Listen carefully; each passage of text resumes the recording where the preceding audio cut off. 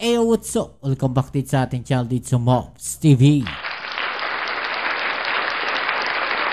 Alright, so tayo nagbabalik ulit mga kababayan para sa isa na namang reaction video, no? At ngayon ay pag-usapan natin, no? Talaga namang napakainit po, no, ng mga nangyayari dyan po sa Senado ngayon dahil nga po nanumpa na, no, itong mga senador natin. Pero bago po nangyari yun mga kababayan, ay ito nga si Senator Bato de la Rosa.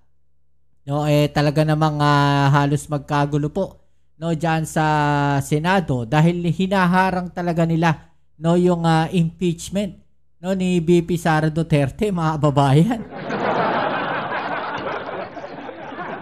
Kitang-kita di ba, sa mga galawan nila, kitang-kita doon sa mga statement nila, no. So wala nang bago, expected na natin na gagawin talaga nila 'yan. Pero mga kababayan, isipin natin maigi, no. Sino ba ang nagluklok at naghalal sa kanila bilang senador? No. Kasi kung titignan natin, nasaan ang kanilang loyalty? 'Di ba? Ang hinihingi ng taong bayan, no, ay malinawan. Tayong lahat, lalong-lalo na diyan po sa issue, no, ng ibinabato kay VP Sara, yung issue ng confidential funds. Gustong malaman niya ng taong bayan. Gustong malaman niya ng sambayanang Pilipino. Kung pipigilan yung impeachment na yan, mga kababayan, hindi po masasagot yung mga katanungan. Diba? Mababaon na yan. Diba, mga kababayan? Kaya dapat lamang na malaman yan. Pero dito po sa nangyari na to, mga kababayan, ay tila itong si Senator Bato de la Rosa, no, ay nakipagsagutan pa dito kay Pimentel. Diba, mga kababayan, na talaga namang gusto nila, no, na ituloy, no, yung impeachment na yan. Okay, so yan ang ating alamin at pag-uusapan. Pero syempre, bago ang lahat, please don't forget to subscribe, like, share, at comment dyan sa comment section. Okay, so ano masasabi ninyo mga kababayan sa mga ginagawang hakbang? No, lalong-lalo na itong mga pro-Duterte, mga kababayan, no? Yung kanilang aksyon at hakbang na ginagawa para talaga na mga mapigilan, no, yung impeachment ni VP Sara Duterte. Okay, so i-comment nyo lang po dyan sa ibaba ang inyong mga opinion at ating yung pag-usapan. Alright, so eto, umpisahan na natin mga kababayan at alamin natin itong balita na to, no? I-comment nyo lang po dyan sa ibaba yung mga opinion ninyo. Alright, shoutouts pala sa mga subscribers natin. Maraming salamat sa inyo. Okay, tara, let's go. Majority Leader. Mr. President, Senator Ronald Bato de la Rosa is seeking the floor for us. He would like to deliver a privilege speech. What is the pleasure of the Honorable? Before recognizing the Honorable de la Rosa, Senator Pimentel is raising his hand. What is the pleasure of the Honorable Pimentel? Shouldn't we, in good faith, implement the approved motion from yesterday, Mr. President, that at 4 o'clock we should be taking our oath as senator judges? And then we'll give way to the privilege speech, Mr. President. Heto na mga kababayan, dito mag-uumpisa yung bakbakan Talaga namang matinding bakbakan to, no? So that was the motion approved by the body yesterday. Majority Leader. Yes, Mr. President, we will be honoring that what was agreed upon yesterday, but this is a personal collective privilege, and any member of this August body can just stand up and avail of this collective of this privilege hour, Mr. President. No, I don't think so, Mr. President. This is a privilege speech. This is a privilege speech. This is not a privilege motion. So my motion is to execute and implement what was agreed upon yesterday. At 4 o'clock in the afternoon, we take our oath.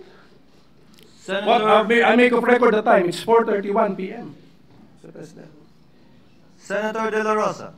Yeah, Mr. President, it was very clear yesterday that we agreed that before I take my oath as member of the impeachment court, I should have delivered my privilege speech. That's why I made it a precondition to my approval or to my agreement to the motions yesterday, that I'm willing to take oath as a member of the impeachment court, provided let me first deliver my privilege speech. And very clear, it was agreed by the minority leader No, yesterday. Mr. President, no. It was stressed the convening of the court. That was the issue. And the agreement natin, the oath taking is not the convening of the court. That's very clear, Mr. President. Several members are raising their hands. May I first acknowledge our Majority Floor Leader, Senator Tolentino. Thereafter, our Deputy Minority Floor Leader, Senator Ontiveros. Senator Tolentino may proceed. With the permission of the gentleman. Mr. President, let me remind the gentleman that yesterday this representation moved to expunge from the records the word agreement, precisely because this representation would want that all matter that arose yesterday should be express stipulations coming from the mandate of the Constitution. Yung agreement po siguro inalis na natin to reflect the solemnness of the proceedings yesterday. So, kung ano po yun na pag-usapan, Mr. President, siguro yung dalawang ginoon na lamang muli ang magkasundo, pero the record should not reflect the word agreement. Iyon po lang yung sinasabi ko, Mr. President. Maraming salamat po. Mr. President, Senator, this is important because it's related. So, what I'm asking Senator Pimentel, you may proceed. What I'm asking to be enforced is the motion approved already, Mr. President. So we had approved by the plenary. A motion was approved by the plenary. So yun lang. Senator Ontiveros is recognized. Ito pa isang mainit dyan eh. I second the motion of the minority leader, Mr. President. The motion to implement the approved motion. Napakahirap naman po magpatupad ng ganyan kasimple. Mr. President, under Section 3 of our Rules of Procedure on Impeachment Trials, the presiding officer shall administer the prescribed oath or affirmation to the members of the Senate then present, and to the other members as they shall appear, whose duty it shall be to take the same.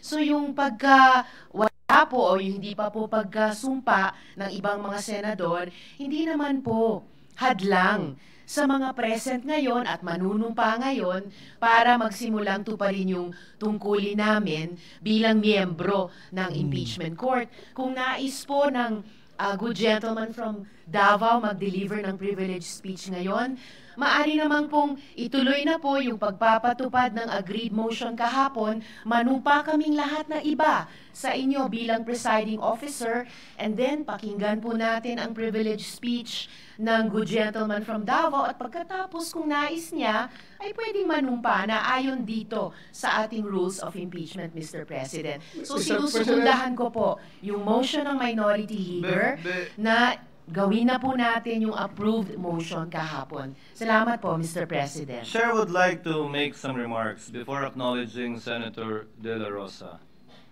There was a prior motion made by the majority floor leader. There is no motion to second as of yet because we first have to dispose of the first motion made by the majority leader with respect to the recognition of Senator Bato. But we note the we will consider and take note of the remarks of Senator Ontiveros as a manifestation for the meantime. Now, the movement is here. The person who made the motion yesterday. Perhaps when I suspend session, you can discuss it. But for the record, there is no attempt whatsoever, and kindly, I hope people will refrain from making insinuations that there is an intent not to proceed with what was agreed upon yesterday simply because of the time. Because I was here at 4 p.m. and I waited until we had enough numbers for a quorum. And we will proceed as scheduled with respect to that. So whether Senator Bato, as will be discussed when we suspend, will speak first, or we will do what is being suggested by the minority floor leader, In either case, both will be done today. So before I recognize the movant, Chair will suspend the session so that you can discuss. Session is suspended. Yan, mga kababayan, no? Malinaw na may mga late pa. No, kasi ang gusto nga mangyari nito nila Senator Bato, mga kababayan, no, ay wag mapigilan kaagad. No, etong pag-oath taking nila. Yung kasi yung plano nila 'di ba, mga kababayan, wag matuloy, ma-dismiss kaagad. No, itong impeachment na to. Pero marami na nagsabing abogado, marami na nagsabi, yun mismong gumawa no ng konstitusyon natin. 'Di ba? Nagsasabi hindi po pwede. No, hindi po pwede na i-dismiss kaagad 'yan na hindi ninyo nahi-hearing. Kailangan i-hearing nyo muna. No? I-hearing nyo muna yung kaso bago kayo magdesisyon. Hindi po pwedeng i-dismiss nyo kaagad na hindi nyo pa nahi-hearing. Hindi nyo pa nauumpisan. Anong i-dismiss ninyo? Di ba? Tapos sila yung nagsasabi na sumunod tayo sa batas, sumunod tayo sa konstitusyon. Pero sila mismo, no, yung ginagawa nilang hakbang, hindi sila sumusunod sa konstitusyon. Diba? Sila mismo yung ginagawa nila. Hindi sila sumusunod. So, paano mo sasabihin na sumunod tayo sa konstitusyon kung kayo mismo hindi kayo marunong sumunod? Ay, nako. So, ayan, ano masasabi nyo dyan, mga babayan, no? I-comment na lang po sa ibaba yung mga opinion na natin yung pag-usapan. Alright? So, yan muli, kita-kits tayo sa ating next video upload. Abangan ninyo, mga babayan, medyo marami tayong upload ngayon, no? Gagawin natin ng reaction. Kita-kits tayo sa ating next video upload. Ito muli ang inyong Kuya Mobs, Bombs TV. Peace. I'm out.